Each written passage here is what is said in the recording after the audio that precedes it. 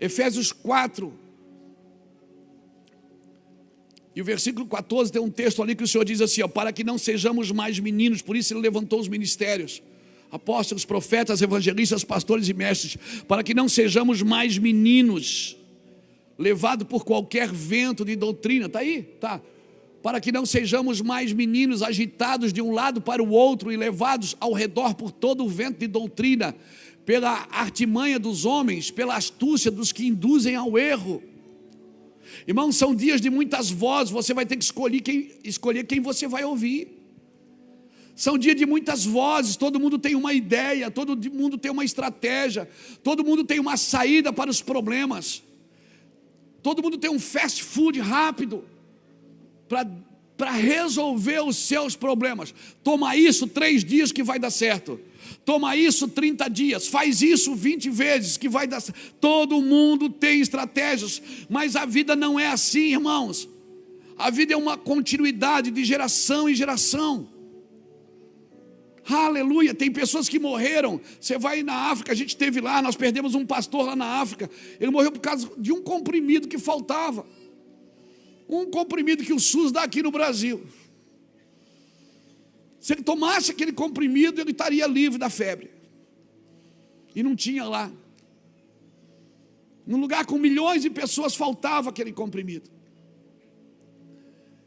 Então, se ele tivesse, geograficamente, se ele tivesse aqui no Brasil, ele não teria morrido.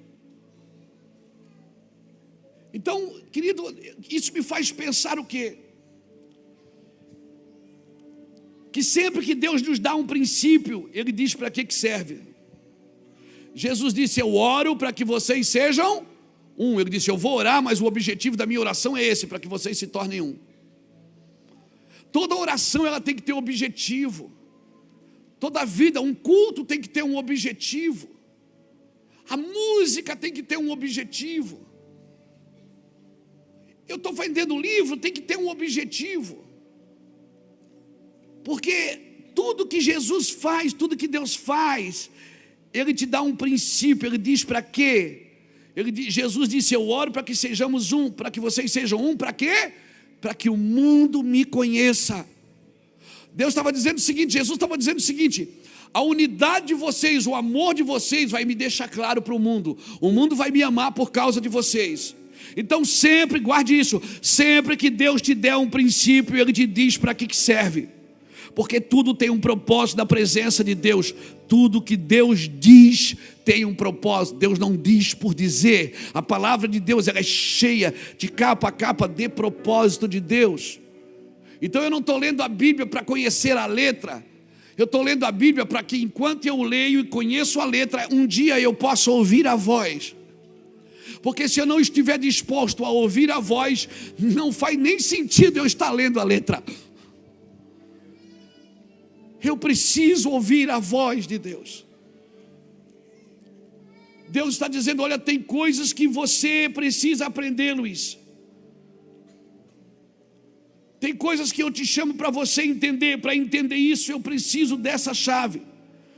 Nós precisamos dessa chave, ouvir a voz de Deus, viver em unidade de fé. Nós precisamos recuperar a verdadeira fé. Cutuca alguém que está do seu lado e diz, nós precisamos recuperar a verdadeira fé. Porque tem fé falsa, tem fé falsa.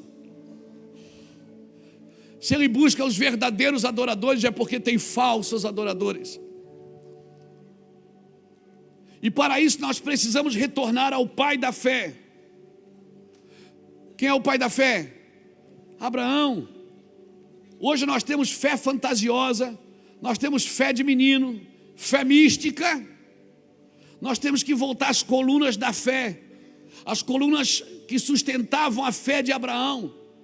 Abraão não ia no culto, não lia a Bíblia, ele não ia ouvir um pastor, mas quando Deus falava, ele tinha fé. Quando Deus falava, ele tinha fé. Ele não estava todas as semanas numa reunião, ele não ia no culto da fé, no culto da vitória, ele não ia. Nós temos que voltar às colunas da fé. Abraão tinha tanta, mas tanta certeza e tanta convicção, que ele se tornou o pai da fé. E se você ler Hebreus capítulo 11, versículo 1, você vai ver que fé é a certeza, é a convicção, a certeza do que se espera e a convicção do que há de acontecer. Eu tenho certeza do que eu estou esperando, e eu tenho convicção daquilo que eu estou esperando vai acontecer. Eu vou repetir: certeza e convicção. Eu tenho certeza daquilo que estou esperando, e a minha convicção é que aquilo que eu estou esperando vai acontecer. A fé verdadeira, irmãos, ela é alimentada de uma informação prévia. Qual é a certeza da informação prévia que Abraão tinha? Vai para uma terra, sai e vai. Ele não disse sai daqui e vai para lá. Ele não deu o destino, ele disse sai de uma terra e eu te mostrarei. Ou seja, enquanto ele não saiu, não aconteceu. Porque os sinais seguem os que creem. Para o sinal seguir, você tem que se movimentar em fé. Mas eu não sou ligeiro, mas você não precisa ser ligeiro, nem muito sábio. Mas eu estudei pouco, você não precisa ser muito instruído.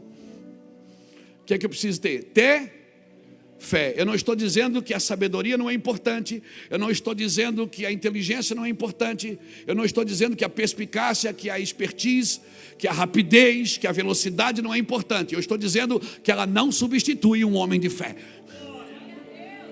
É isso que eu estou dizendo.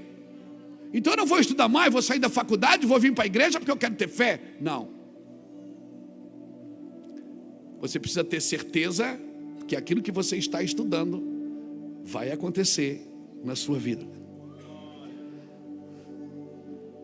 Eu estou dizendo que uma coisa não substitui a outra. Você precisa ter fé para comprar e vender. Você precisa ter fé para abrir uma empresa. Você precisa ter fé para casar. Casamento, todo mundo deu aleluia. Meu irmão, você precisa casar mesmo para ter fé.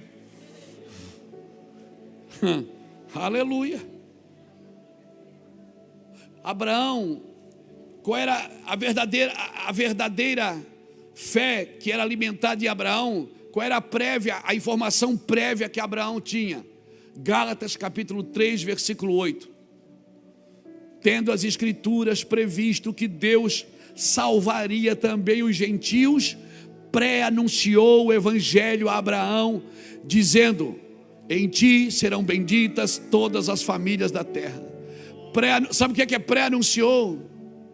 Ele falou primeiro para Abraão o plano dele antes de Jesus, antes de Davi, antes de Moisés, antes de todo mundo. Ele disse: Abraão, vai sentar e vai acontecer isso,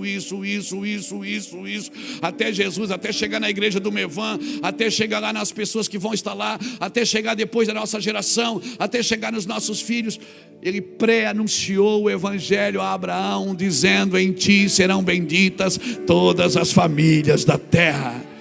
A minha pergunta é: Abraão viu todas as famílias da terra se rendendo a Cristo? Não, ele não viu, mas nem tudo que você ouviu que Deus ia fazer na sua vida, você vai experimentar. A sua geração, se você fizer as escolhas certas, a sua geração vai viver para colher aquilo que você ouviu um dia. Se prepara, seus netos, seus filhos, seus bisnetos, eles vão viver o que você ouviu um dia. Você pode entender isso?